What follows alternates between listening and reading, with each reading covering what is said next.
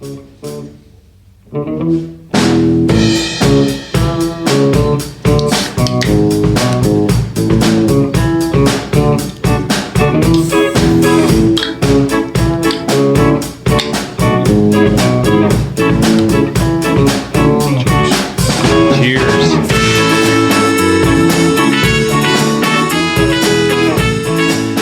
back, everybody. YINZBOYZ podcast, as usual. Your hosts, Ken and Neil. 412-613-1116 for the hotline. YINZBOYZ.com. Excuse me. The real YINZBOYZ at gmail.com. Instagram, Snapchat, TikTok, YouTube. That's the plugs. Unshadow banned is what it seems. We'll see. Who knows? For now, but, and that could change tomorrow at any point in time. Yeah. Today we have a special guest, a reoccurring guest, a returning guest. Yeah, a returning guest. Yes. I guess is the right nomenclature. Sean from Ruck and Rescue has finished his ruck. Yeah, I guess I was just thinking of a way to say his ruck. So we wanted to bring him on for a post review in regard to how it went and all that stuff. Mm-hmm. So we'll just cut right to the chase, man. We'll call him in here shortly, and we'll give his perspective on everything. Right? Anything else you need to talk about beforehand? No, I just think, the whole thing was raising money for human trafficking. Oh, that's right. So support, we should say this before. Support of fighting human trafficking. Right. The goal was 100 miles with 100 pounds. We'll have him tell it again. Because I just want to set that, because if you didn't watch the last one, but you're listening to this one. Well, we're going to have him. We'll have him say it again, what he was doing to begin with. That way we'll kind of bring some people up to speed. I like it. All right. Let's do it. Call him in. Is that the one, Midland, Texas? 889. Oh, almost said it. Why would you do that, dude? I only said three numbers. Nothing's going to get out there. Yeah, it's okay. Sorry. Why would he? I almost did it to you. I did it yesterday, too. He did say he was from Texas. So stupid. Anyways, all right. Here goes. Excuse me, by the way. Those snooty sinusy. Yeah, cutting weeds and shit today in the garden.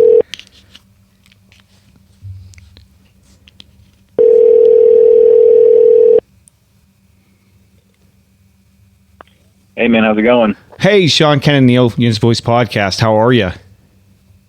Man, doing great. Glad to be back on the show. Heck yeah, man. We're just kind of talking about you a little bit before we called you in, and kind of gave an idea of what was going on. But for the people that don't know, that just happened to listen to this late episode, from I guess straight from the horse's mouth, what was the cause you had going on? What was your goal here? And then we'll talk about the post side of everything. Yeah. So the quick down and dirty version, I felt that God called me to do this mission, which was ruck 100 miles with 100 pounds to raise money for a counter human trafficking organization called Lantern Rescue. And so that started like February of this year, and we trained for a while and organized all the campaigning and stuff. And 2 weeks ago today, actually, we set out to do the 100 miles, and we didn't make it as quite far as we wanted to, but we still raised over $5,000 and made a lot of awesome friends. And even during the ruck itself, there was a rescue operation that took place, and they rescued 3 kids and arrested 4 traffickers. So a lot of awesome stuff came from the event, even though we didn't achieve the mileage. But the overall goal and mission that I felt I was called to do was to suffer for the benefit of others. And there was maximum suffering. So I could see it. I achieved what God called me to do in that sense. And even though, like I said, I fell short of the mileage, we can get into that too. But there's more to come. So we're already gearing up for next year, already making some plans. I already got back to training and just kind of learning the lessons from this failure and kind of using that to propel me forward. So that's the quick down and dirty version. That's perfect. Yeah, just to bring people up to speed. So now that it's post, this is done. It's happened. Talk talk to us about it, because we are obviously a little more privy than the average person out there, because we've been talking with you, Neil particularly. But so how many miles did you make? Let's start with that. The goal was 100. Yep, we made it to 38 and a half miles. So not even halfway. No, brother. And, listen, I have to pause and tell you 5 miles more than a marathon. Yeah, I have to tell you, because today I was out with Neil and my daughter, and we went to the bike trail, and I was carrying her on my shoulders. She's a 60-pound girl, and I think we went 300 yards, and I was like, all right, that's all I got. So I got to tell you, 38 miles with a 100-pound ruck is nothing to scoff at for anybody that's out there. That, I mean, it doesn't have a perspective. Yeah, man, I appreciate it. It's funny because I told the story to a handful of close friends and families, and there was this boy. He's probably 9 years old. He's at our church men's group, and he was like, "How'd the ruck go?" He was all excited, and I was like, "Man, this is all right." He's like, "How far did you go?" And he's like, "I said 38 miles," and he said, "38? It's not even halfway." And like, fuck you, buddy. And like ran away. I was like, "You know what, buddy? You're right. Like, I didn't make it that far, but." Cute little innocent kid. He doesn't know all. No, of course. Yeah, of course. The horrors of the world. Yeah. Yeah, he doesn't. He's not aware of that yet. But so that was the first question. Obviously, how many miles? Now, secondly, you should say what was your what's your main reason? Now, obviously, Neil and I know a little bit. We're just talking off the cuff here, so everybody can understand your side of it. So, what limited you? I guess that's the best way to say it. Yeah. So there's a lot of factors. Mostly being that my body just started to fall apart. Mm-hmm. And during training, I have never gone over 15 miles in one day. And the first day we did 24 and change, like almost 25 miles the first day. And for everyone that wasn't aware, the goal was to do approximately 33 miles a day. We're going to do this in 3 days. And obviously, it's probably best just to start from the beginning. So I was going to say Thursday night. Yeah, may as well. I was going to say I'd start like the play-by-play, Yeah, because everything will kind of fall into place too. Mm-hmm. So all right, so Thursday night, me and one of my wingmen, Steve, we camped out on the trail, and we got there and set up camp and made a fire and everything. And I got like the pre jitters and everything. I'm kind of like too antsy to go to bed, and like about 12:30 comes around, I'm like, man, I should probably get some sleep. So I crawl in the tent, and as soon as we get in the tent, dude, it's like monsoon, like torrential downpour, and it was this crazy rain. So trying to sleep inside of a tent during the rainstorm is also hard to do. And so we got up about 4:30, 5 o'clock, and the goal was to be on the trail at 5. And I'm trying to put my socks and boots on. Everything's wet. My feet are wet already. Started out with wet feet. I didn't get to eat as much as I wanted to get started. And there was one thing led to another. I'm trying to stuff my sleeping bag in my rucksack. Everything's soaking wet, Mm-hmm. And so we start out, and man, the trail conditions were different in that section of the trail. This is the D&L Trail, Delaware Lehigh Trail in Pennsylvania, for those who are local. And in that region, the rocks, it sounds kind of silly to complain about it, but the rocks themselves were so aggressive and sharp. They were I could feel my feet breaking down inside my boots. It was insane. Ooh. And it was crushed granite, I would compare it to. It was insane. So the bottoms of my feet are like hamburger meat. They're pruny and soft and wet. Ugh. And I'm carrying. My goal was to measure my pack at the campground before I started, so I knew exactly how much I had. And based on training, and I weighed it before I left the house, I knew I was right at 100 pounds. And so I didn't want to cheat myself. So I plus the water in my pack and everything, I was over 100 pounds. I was carrying 106 pounds dry weight. That's not even counting my drinking water. I saw it. And I didn't find this out until mile 11 is when I finally figured out I was carrying a whole extra 5 or 6 pounds. So but one thing kind of led to another, and it was just like a really, really rough start. And like mile 6, there was a blockage on the trail, which I did not see online on the maps. And they were doing like this weird construction thing. And like, I could not get by on the trail. And so I had to like, you know, borderline commit some crimes to like trespass on private property to go around this like construction zone. And I broke into like the construction area, and the guys caught me and they're like, "Hey, what are you doing?" I'm like, "I'm just trying to get through, man." And so like they were cool about it. I told them what I was doing, and they finally let me pass through. And but like I put on like an extra like a mile and a half to my trail, or my first day, just going around the construction. Had to like, you know, go running through a bunch of brush and over like fallen trees, bunch and of shit. Bushwhacking. Yeah, I had to like crawl through the canal and like back up, and yeah, all that's really tough to do with the pack on. So I burnt a lot of extra energy, and it was all unplanned, right? Time so too. It's first, it was brutal just getting started. So all of that kind of compounded onto itself as I progressed through the day, and so. Day 1, that was miles like 1 through 10. Like mile 11 or 12 or so, I actually stopped to change my socks and kind of take care of my feet, just kind of like analyze like how well I'm holding up. My hips where my pack rides, like the waist belt, you know, were just completely shredded already. And that's something that I had like problems with during training, so I was kind of expecting it, and I had put like big waterproof bandages on early in the day, but I just sweated them off. And so, you know, just blisters were expected. My feet held up actually really well. I had just a couple like on the bottoms of my feet, but not too bad. But it was like my hips were just like raw pink. They're actually scarred up now. Like it's wow. It had a lot of damage there.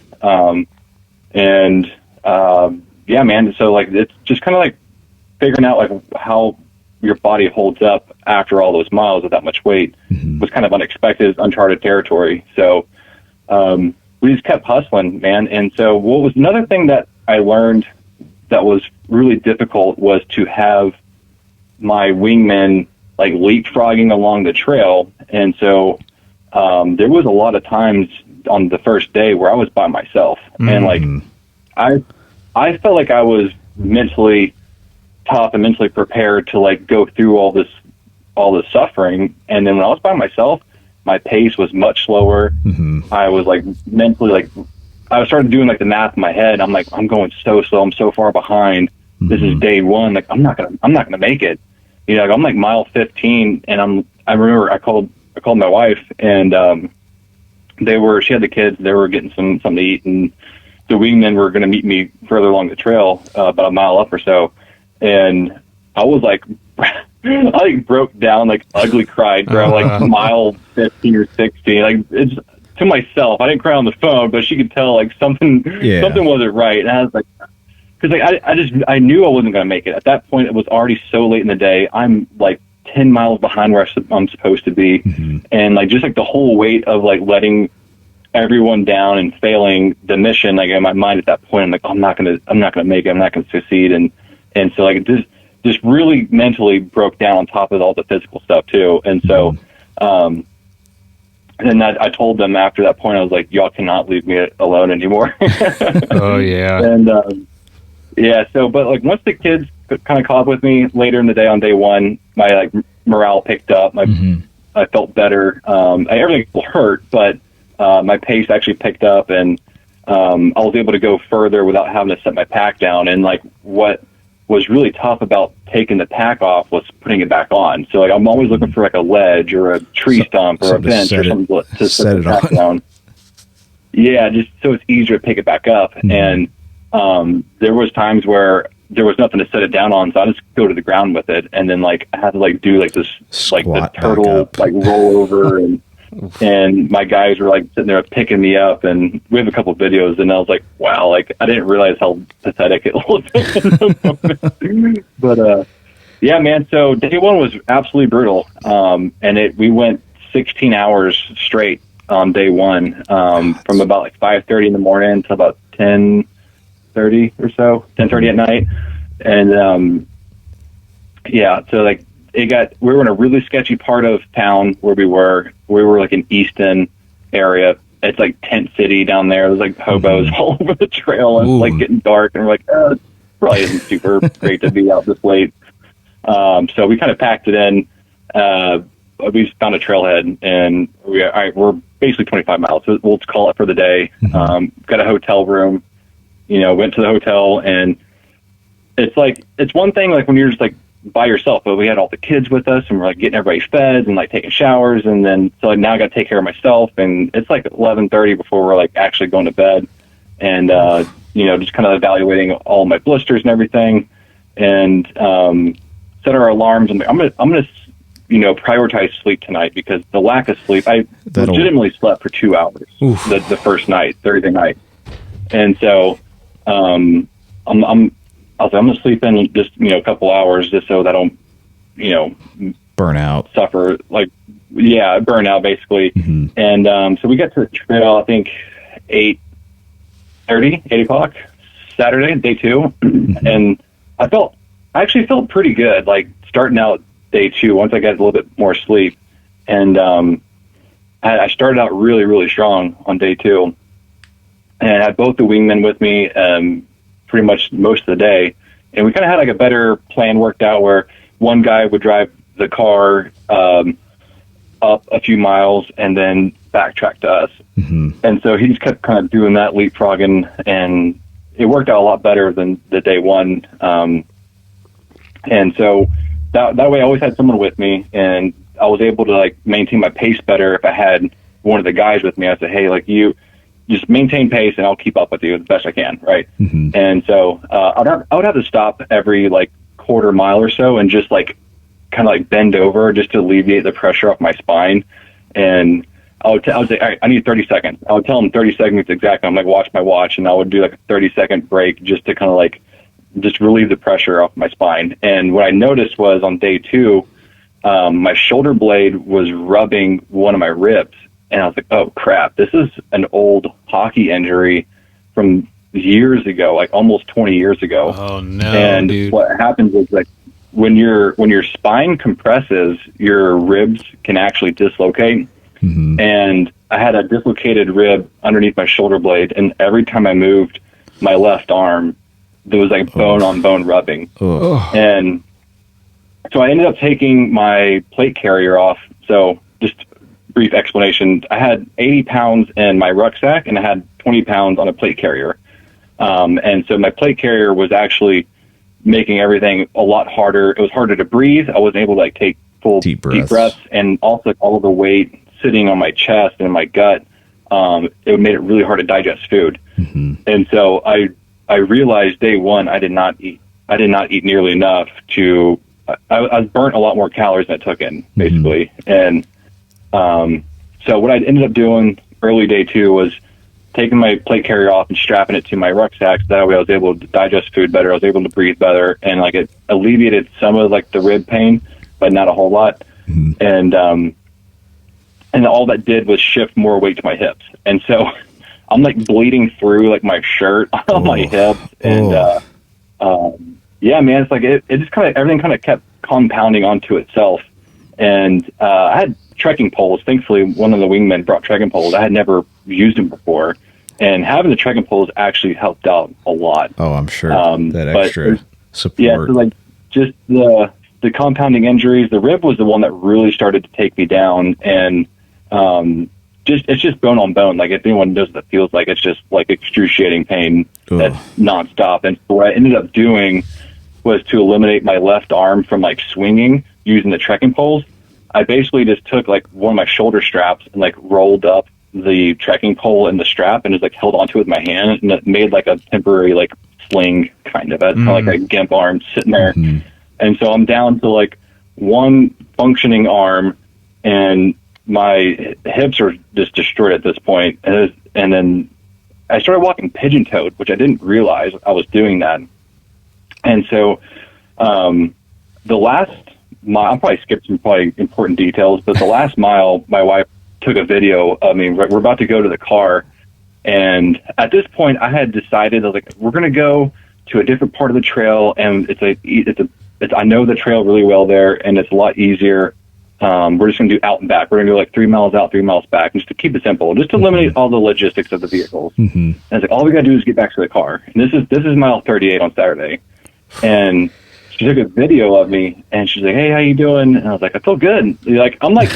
I'm speaking positively, but I'm also like just dying on the inside. Sure. Oh yeah. And like in my mind, like we're gonna keep going. You know? Like we're gonna go like till like I can't walk anymore. Like I was completely like mentally prepared to go until I literally could not anymore. And just to backtrack a little bit, but like going into this as a team and like with my wife, my wingman, like we wanted to prevent like long-term permanent injury, right? Yeah, there's no sense no sense in banging yourself up like that.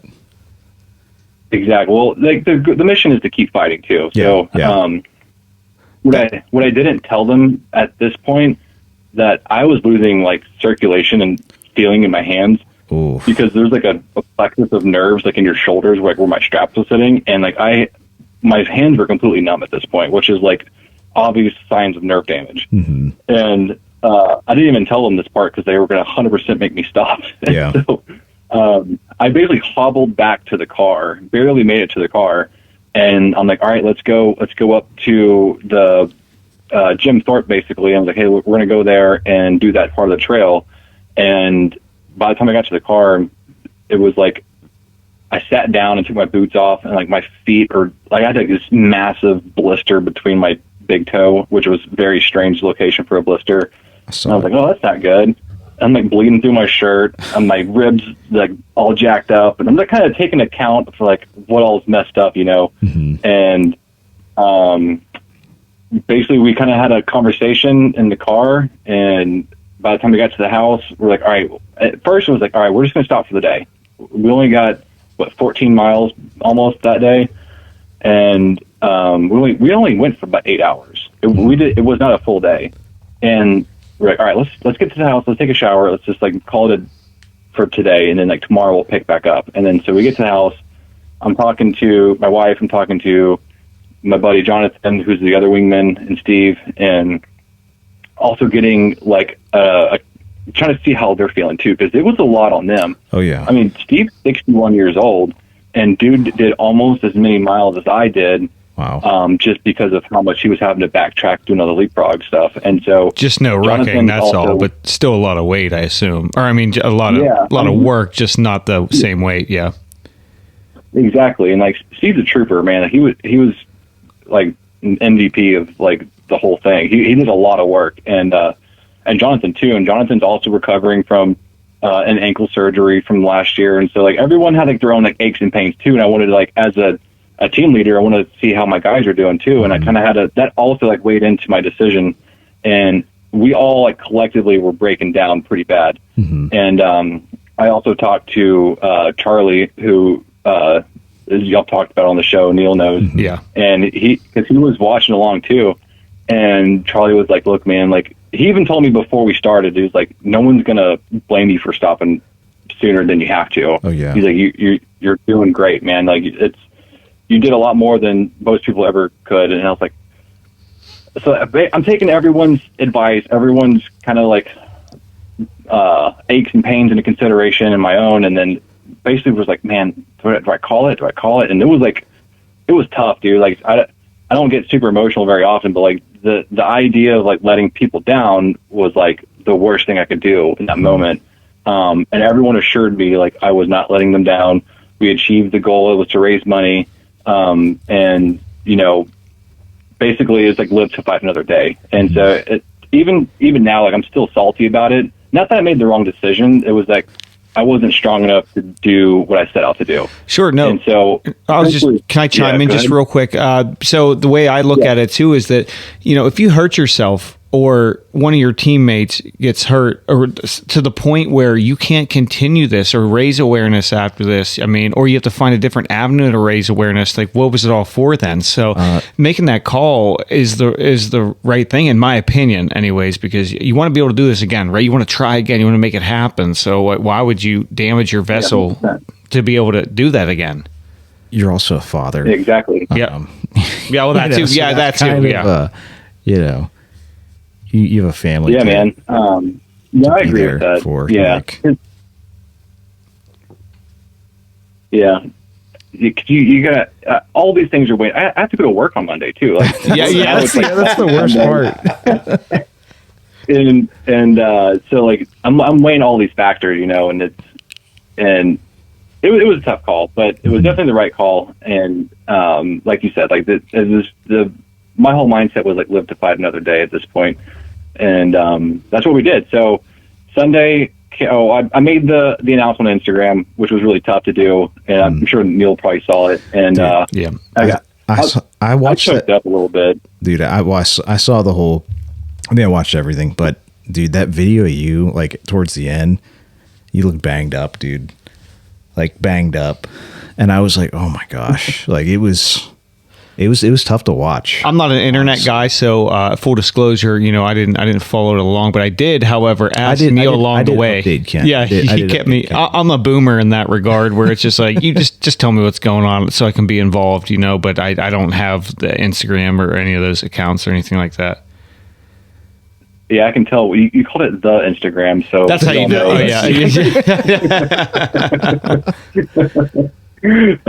Yeah, man. So that last video, the last mile, I didn't watch it until like afterwards, and I was like, well, yeah, no, I can see why you kind of convinced me to stop, because I was like I was headed to the point of no return. Like I was going to risk serious injury. That's what you could just like. I mean, you already know. You knew as it's happening, like, but it was apparent, dude, on the video, like you're hurting, It's amazing what the mind can do. That's so that even though if you think at that point, it's like, hey, am I making the right call or not? Where everybody on the outside looking in, it's almost like body dysmorphia, where you are like, I'm fine. This is good. This is this is what I'm supposed to be doing. Everyone else is like, I don't know. You sure you want to do this sort of situation? Yep, it was very much one of those situations. And yeah, ultimately we made the call and stood by it. And, so Sunday comes around and I wake up and I'm like, I feel good. I feel like I could go do some more. And like, I haven't put my pack on at this point, and I'm like, as soon as I put that pack on, it's all going to change, and, cause that's exactly what happened the day before. Like I felt great. And then I start going like, oh yeah, no, like this is brutal. So, my wife, she's here listening, but like that Sunday, there was a couple times where I'm like, yeah, I think I can go some more. And she's like, no, like you called it already. Like, we're not going to go back out there. You're not going to hurt yourself. And she had to hold me back truly from like just going off the cliff. And I'm really grateful that my team was there. I'm glad Charlie was there to talk to me and just say, hey, like, you're not letting anybody down. So it was very emotional. It was a very much a roller coaster of emotions, which was crazy. Because like whenever you're in the moment and like you put so much effort into it, like you trained for 3 months before this and all the campaigning and everything you put out online. It's like I wasn't really worried about people calling me a fraud or anything like that. That wasn't really in my mindset at all. It was just that I said I was going to do something and I wanted to finish it, So basically what this has evolved into is like looking into next year. So I'm taking all the, like this fire and this there's like value in failure. Like my wife, she actually like kind of kept me from like really going like spiraling downward, and she's like, there's value in failure, and we're gonna take all the lessons that we learned from this weekend and make a better plan for next year. And so literally like as soon as we as a group decided to call it, the very next conversation was, what are we gonna do for next year? And so we immediately started like putting a plan together for next year. And I reached out to my coach and I was like, hey, this is what happened. I want a training program to kind of work on these areas. And he put together a training program for me. And I'm starting that officially on Monday next week. And I've just been kind of doing some mobility and some light stuff just to kind of keep the blood flowing since the ruck was over. But yeah, man. So we can kind of segue into plans for next year, unless you had some questions Sure. about the So, ruck. yeah, no, I was going to say, well, I wanted to talk about like your learnings, like what would you change? What would you have done different? Like that's because I don't know. Before you go into the only thing I would say, the way I look at it is that no one's ever done this before, right? So a failure in Right. this case is you made it 38 yeah, and a half miles. That's crazy. So learning, and your wife is right 100% in this. So if no one's ever done this before, the amount that you're learning how to do it correctly next time is paramount. You know, the way it's just the way I look at it anyhow. Yeah, absolutely. That's exactly like the kind of conversations we're having. So like, so I guess to answer Neil's question too, like some of the lessons that were learned, it goes directly into the plan for next year. And so one of like the toughest things was logistics of going from point A to point B in 100 miles on a trail with there's like a pretty significant amount of trailheads, but they're not always like super accessible. Yeah. And, like there's stretches on the trail where it's like 10, 15 miles of no trailheads. And so basically what we decided to do was a loop for next year. And to also backtrack just a little bit to what Ken said about this never being done before, there's currently no Guinness World Record for a 100-mile ruck, and especially with 100 pounds. So I think what I'm going to do for next year as well is apply for a Guinness World Record and make the part of the campaign too. Like, hey, we're going to go for a world record this time, and you know, do it the right way. So we're going to apply for the world record. We're going to do a loop. So I picked out like a 20-mile loop. That's where I train a lot. And I know the area very well. It's very secluded. There's not a lot of like traffic and people and stuff.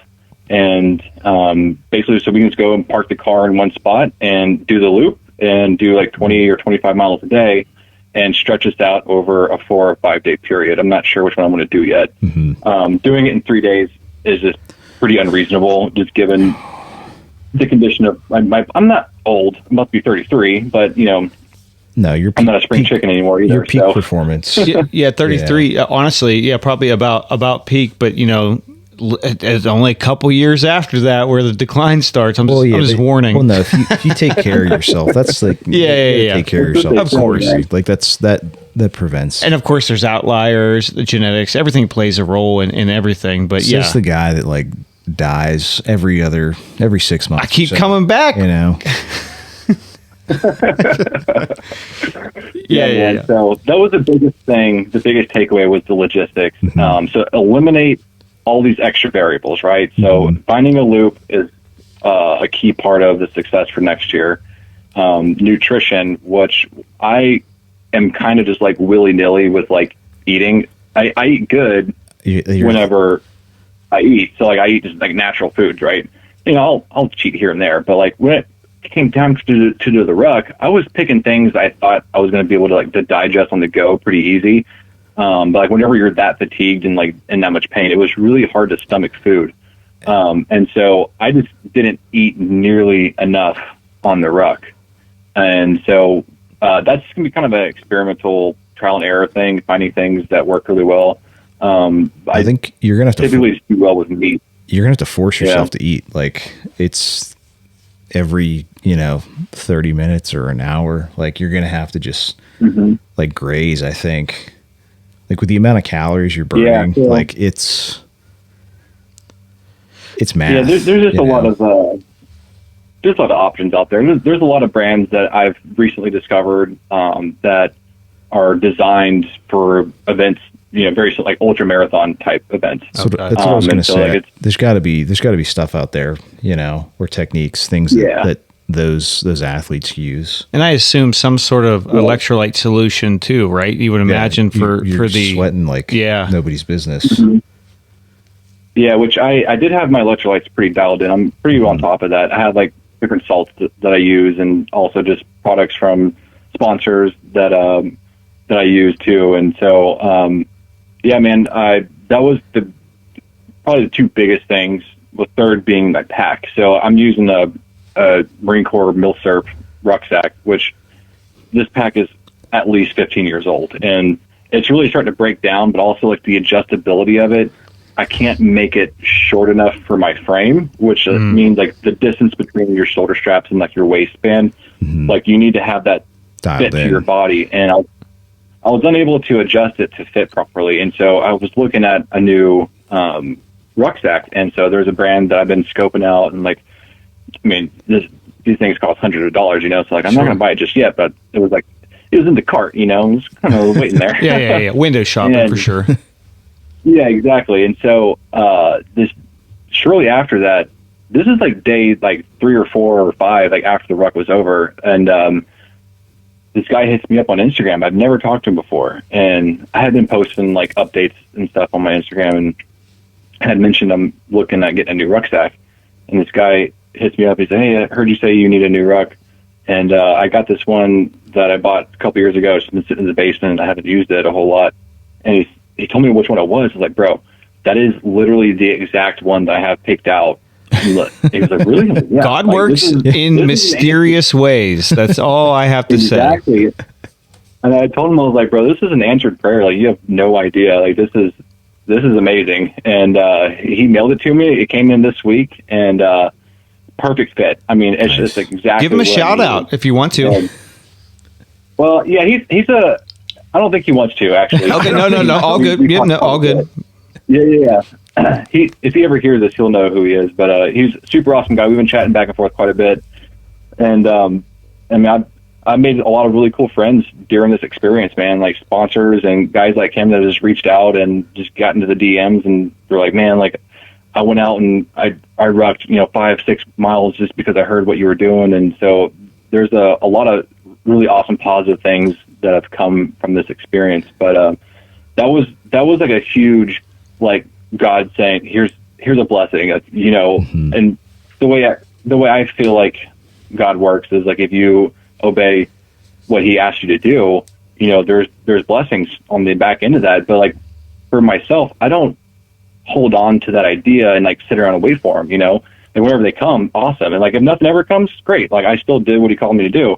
And that was like the first, like, here you go. Like you earned this, and man, that was so cool. And so that was a really cool one. I'm almost hesitant to even like talk about the other one, but it's still kind of early. But I got a job offer, and that's out of nowhere too. That's sweet. And so that's not set in stone yet, but it was like completely out of left field. Like it was not expected at all. And so how it all came to be was just like totally miraculous and like God led, and like I said, it's not like fully set in stone yet. So don't count your chickens before they hatch. Sure. Yeah, but a lot of cool things have happened, man. And so I don't know. That you got any questions for me? I guess at this point, I think Neil may have a couple. I'm still amazed by what you have done. I know to you, a failure, right? Because the mission stated that this is what you had intentions to do. But for the outside person looking in, like me, that it's amazing what you did. The mileage that you went with, I'm almost awestruck at what you did there. I don't even know how to describe it at this point. It's just me personally, my own personal opinion on it. I appreciate that. Thank you. Sure. I think next year we're gonna have to make a trip out there. I think certainly I'd love to do that. Just kind of do that man on the street sort of thing. We'll talk to you in person, and it'd be really nice to meet you too. You're doing a really good thing. So bringing awareness to something that needs to be made aware of, if you will. Definitely higher on the appreciate that. Higher on the priority list for sure. Yeah. So that's also something I forgot to mention too for next year. What I would love to do is get others involved, more people. So I'm tempted to like kind of make like a wrecking community and stuff, and I'm just kind of cautious of like biting off more than I can chew, but there's been some guys who are like, man, I want to come out and do some wrecking with you. And not everyone's like super local, but it would just be cool to have like a group of dudes just like meet up and, go get some miles and shoot some stuff and kind of grow out, but I think just getting some more dudes just like kind of off the couch, and get out there and do something hard, do something difficult. And I'd love being like the inspiration for those guys, because I was there myself at one point, and there was other dudes that helped me get off the couch too, so I think we've all been there and can relate, and yeah, man. So there are a lot of really awesome things. I actually have had like zero like backlash or hate comments. Like hasn't been a single person. How could you like? Yeah, well, I don't know. When it comes to like donations and stuff like that, I haven't experienced it myself, but I've seen other guys like the Iron Cowboy, who I mentioned in the last show. Like whenever he had what he was doing, there was tons of people like, "Oh, you're not going to make it. You're a phony. Like you're keeping the money for yourself and this and that." And so, yeah, man, I don't know. I think I was like super transparent the whole time with people. I think they appreciated that, and yeah, man. So I also just feel like I don't attract a whole lot of that when it comes to this type of stuff. So nothing but like super positive things that have happened this whole time. I was going to say it's 100% transparent. Like we talked about this on the other episode, but like that's something you don't always get with charity work.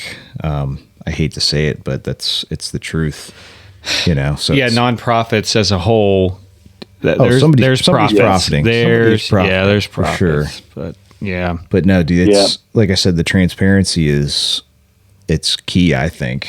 Sure. Yeah, I agree with that. Absolutely. So we're closing out donations at the end of the month, end of August, and I ordered some patches with the Ruck and Rescue was the name of the event, and I designed a logo and everything for it, and got some Velcro patches made. So all the vet bros and tactical dudes like to put patches on everything. Sure. I'm selling them for $5 each, and that covers me mailing them to you, and 100% of all that money is getting donated on top of what we already raised. So I have like 40 patches left before I have to order more, but hopefully we can just get those sold and put 2 of them in for the YINZBOYZ, and we'll make sure that happens. We got a sidebar deal. I still have to ship your merch, but we have a sidebar deal. Oh, okay, very good. I'm taking care of us. Where can I got you guys. Do you have a Shopify or something, or where can people go to buy this merch or donate for that matter? I guess to keep it simple, just my Instagram handle is The Ruckening. So like The Reckoning, but with a U. So The Ruckening on Instagram.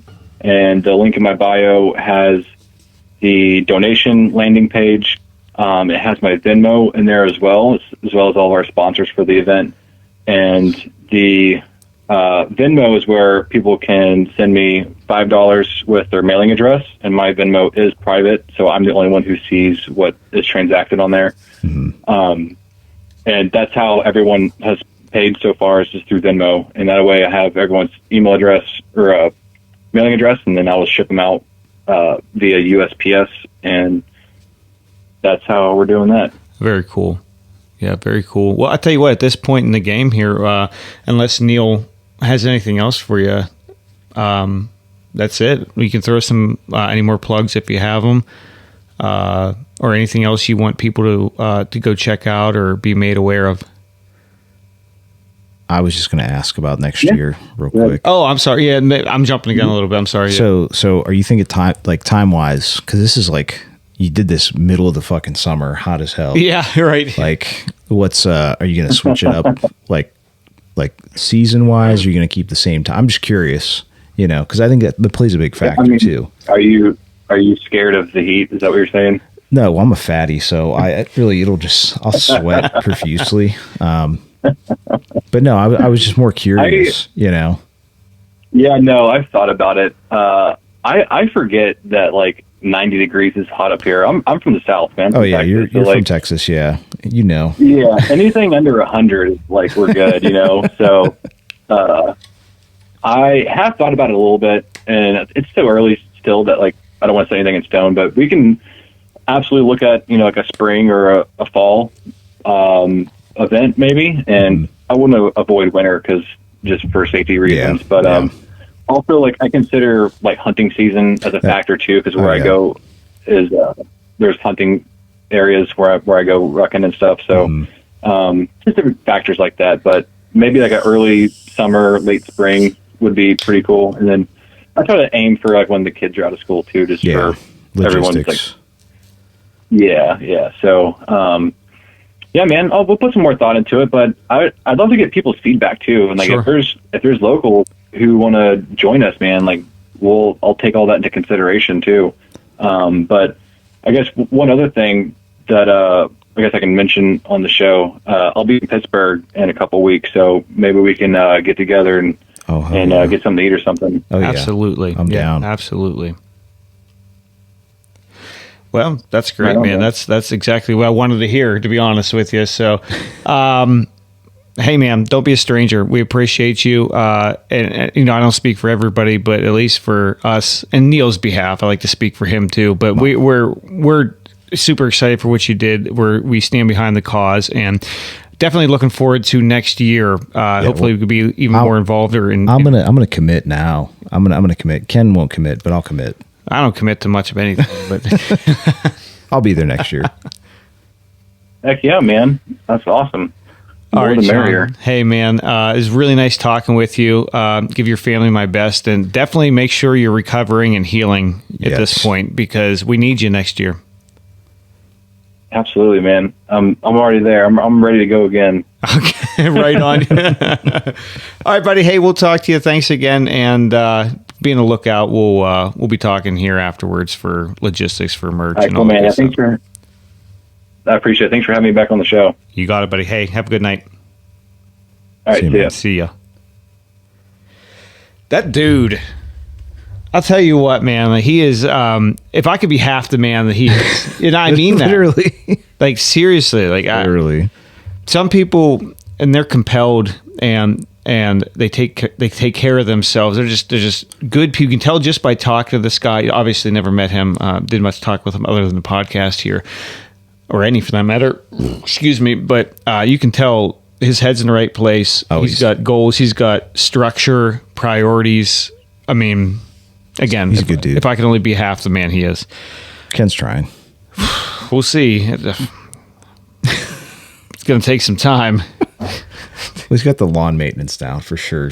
Working on it, start with the lawn, then maybe my morals or something. I don't know. Maybe your body. The body. Let it wither. Sure. Well, either way, folks, make sure you check him out. We said it once already, but at the Reckoning, yeah. On and Instagram. Until the end of August, I believe he said he's still taking donations. Are open. The cause, whether you're trying to look for something tax deductible or you just want to stand behind this specific cause, man, toss some money that direction, because there's, man, I've donated to worse. That's all I gotta say. Like I said, the transparency. It's a legitimately good cause. Yeah. But like I said, I'll be there next year. Sure. Ken might.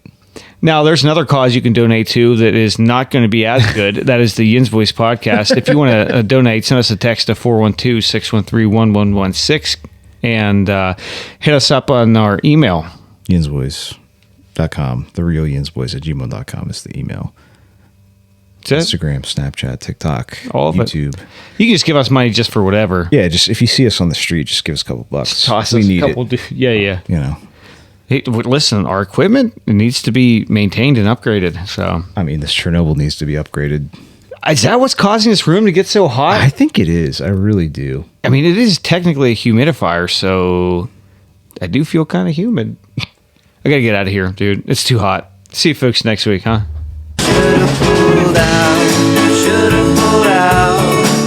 It's probably bad for the equipment.